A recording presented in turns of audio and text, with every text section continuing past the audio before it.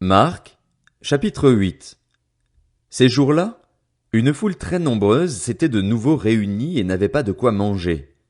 Jésus appela ses disciples et leur dit, « Je suis rempli de compassion pour cette foule, car voilà 3 jours qu'ils sont près de moi, et ils n'ont rien à manger. Si je les renvoie chez eux à jeun, les forces leur manqueront en chemin, car quelques-uns d'entre eux sont venus de loin. » Ses disciples lui répondirent, « Comment pourrait-on leur donner assez de pain à manger, ici, dans un endroit désert? » Jésus leur demanda, « Combien avez-vous de pain? » 7, répondirent-ils. Alors il fit asseoir la foule par terre, prit les 7 pains et, après avoir remercié Dieu, il les rompit et les donna à ses disciples pour les distribuer. Et ils les distribuèrent à la foule. Ils avaient encore quelques petits poissons. Jésus les bénit et les fit aussi distribuer. Ils mangèrent et furent rassasiés, et l'on emporta 7 corbeilles pleines des morceaux qui restaient. Ceux qui mangèrent étaient environ 4000. Ensuite Jésus les renvoya. Aussitôt il monta dans la barque avec ses disciples et se rendit dans la région de Dalmanuta. Les pharisiens arrivèrent, se mirent à discuter avec Jésus et, pour le mettre à l'épreuve, lui demandèrent un signe venant du ciel. Jésus soupira profondément dans son esprit et dit, « Pourquoi cette génération demande-t-elle un signe? Je vous le dis en vérité, il ne sera pas donné de signe à cette génération. » Puis il les quitta et remonta dans la barque pour passer sur l'autre rive.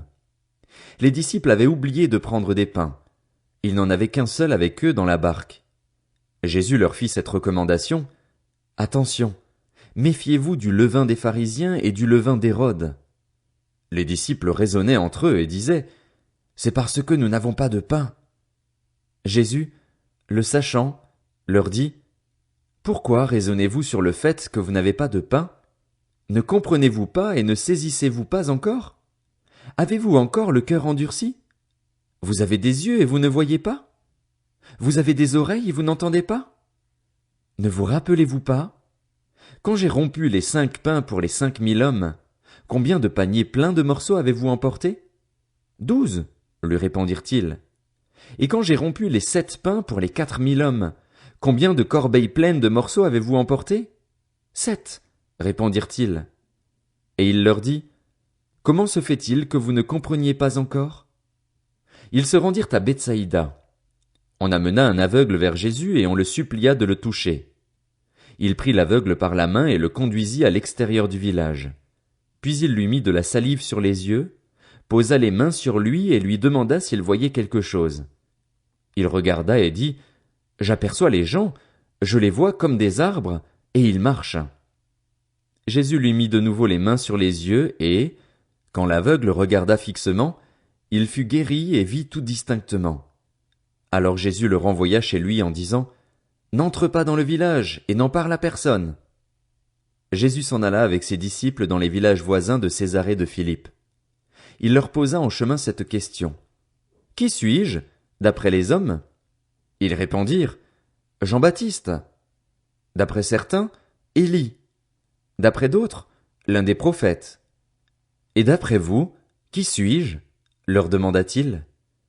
Pierre lui répondit, « Tu es le Messie. » Jésus leur recommanda sévèrement de n'en parler à personne.